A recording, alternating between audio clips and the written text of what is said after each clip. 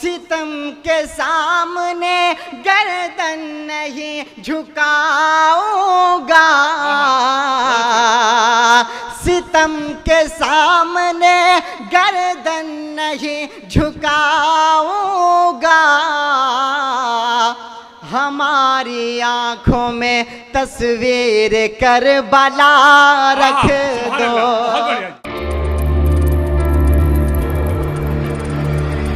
दोस्तों, आज मुहर्रम की अहम तारीख है।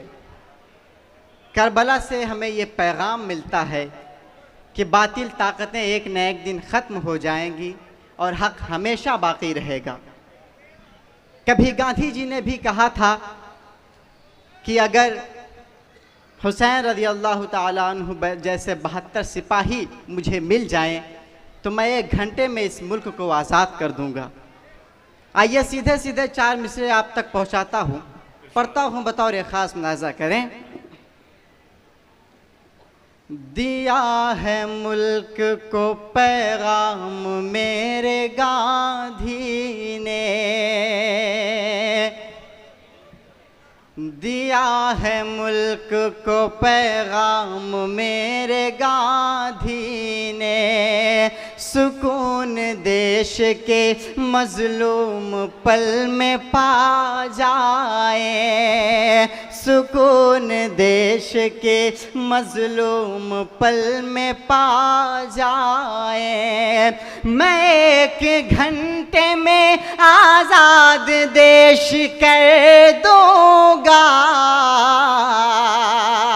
मैं 1 घंटे में आज़ाद देश कर दूंगा। हुसैन जैसे बहादुर जो साथ आ जाए, हुसैन जैसे बहादुर जो साथ आ जाए। बहुत शुक्रिया, बहुत दुआएं और मोहब्बतें। आइए दोस्तों, करबला के हवाले से 4 मिसरे और पेश करता हूँ, पढ़ता हूँ, बतौर ख़ास समाअत फरमाएं। खुदा का देता हूँ मैं तुमको वास्ता रख दो, खुदा का देता हूँ मैं तुमको वास्ता रख दो। जो हक दिखाए वही ला के आईना रख दो, जो हक दिखाए वही ला के आईना रख दो। सितम के सामने गर्दन नहीं झुकाऊंगा, सितम के सामने गर्दन नहीं झुकाऊंगा। हमारी आंखों में तस्वीर करबला रख दो, हमारी आंखों में तस्वीर करबला रख दो, हमारी आंखों में तस्वीर करबला रख दो। बहुत शुक्रिया, बहुत दुआएं और मोहब्बतें। दोस्तों, आज मैं इस मुशायरे के मंच से बड़ी जिम्मेदारी के साथ एक कड़वा सच बोलना चाहता हूँ। हमारी गलतफहमी है कि ये सरकार आएगी तो हमारे घर की गरीबी ख़त्म हो जाएगी, या फिर ये सरकार आएगी तो हमारे घर की गरीबी ख़त्म हो जाएगी। मैं डंके की चोट पर एक बात कहना चाहता हूँ कि हमारे घर की गरीबी तब तक ख़त्म नहीं होगी जब तक हम अपने बच्चों को तालीम से नहीं जोड़ेंगे।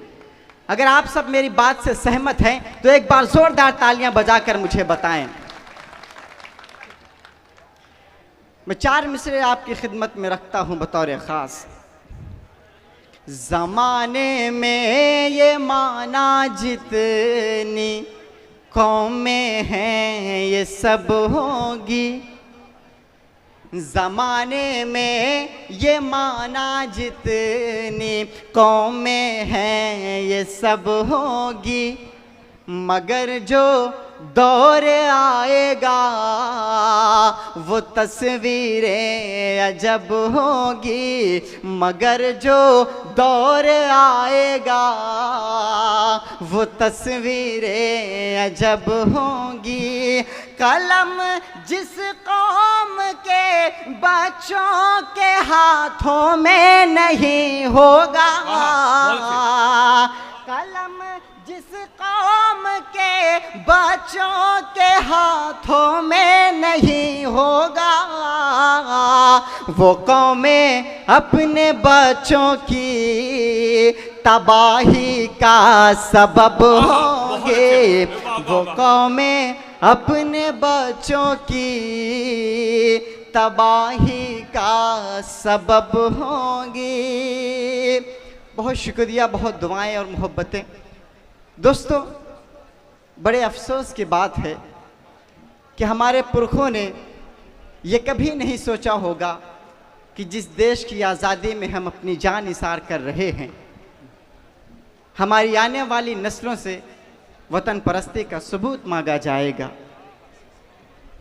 दोस्तों, मैं आपको बता दूं कि हमारे पुरखों ने ये कभी नहीं सोचा होगा कि हम इस देश की आज़ादी में अपनी जान निसार कर रहे हैं और हमारी आने वाली नस्लों से वतन परस्ती का सबूत मांगा जाएगा। अफसोस की बात तो ये है कि हिंदुस्तान के सबसे बड़े मसनद पर बैठने वाला शख्स भी हमें घुसपैठिया जैसे शब्दों से पुकारता है। तब मैं चार मिसरे कहता हूँ कि हम प्यार कभी मुल्क से जाली नहीं करते, हम प्यार कभी मुल्क से जाली नहीं करते, पुरखों की विरासत कभी खाली नहीं करते। हम प्यार कभी मुल्क से जाली नहीं करते, पुरखों की विरासत कभी खाली नहीं करते। और छाती पे चढ़ के बोलना आदत है हमारी, छाती पे चढ़ के बोलना आदत है हमारी। हम लोग हुकूमत की दलाली नहीं करते। हम लोग बहुत अच्छे सूफी भाई, बहुत बढ़िया, जिंदाबाद। आइए दोस्तों, चार मिसरे पढ़ता हूँ बतौर खास कि ज़माने की नज़र में तुम हमें कितना गिराओगे, ज़माने की नज़र में तुम हमें कितना गिराओगे, मुसलमानों पे तुम इल्ज़ाम अब कितना लगाओगे। तलाशी तुम हमारे घर की लाखों बार ले लीजिए, मुसल्ला और तस्बीह के सिवा कुछ भी न पाओगे। वाह वाह वाह वाह वाह, जिंदाबाद भाई। कुछ भी न पाओगे, मुसल्ला और तस्बीह के सिवा कुछ भी न पाओगे। फिर से सुनना चाहते हैं आप सब? फिर से सुनना चाहते हैं? एक बार जोरदार तालियां बजाकर मुझे बताएं। ज़माने में ये माना जितनी कौमें हैं ये सब होंगी, मगर जो दौर आएगा वो तस्वीरें अजब होंगी। कलम जिस कौम के बच्चों के हाथों में नहीं होगा, वो कौमें अपने बच्चों की तबाही का सबब होंगी, वो कौमें अपने बच्चों की तबाही का सबब होंगी।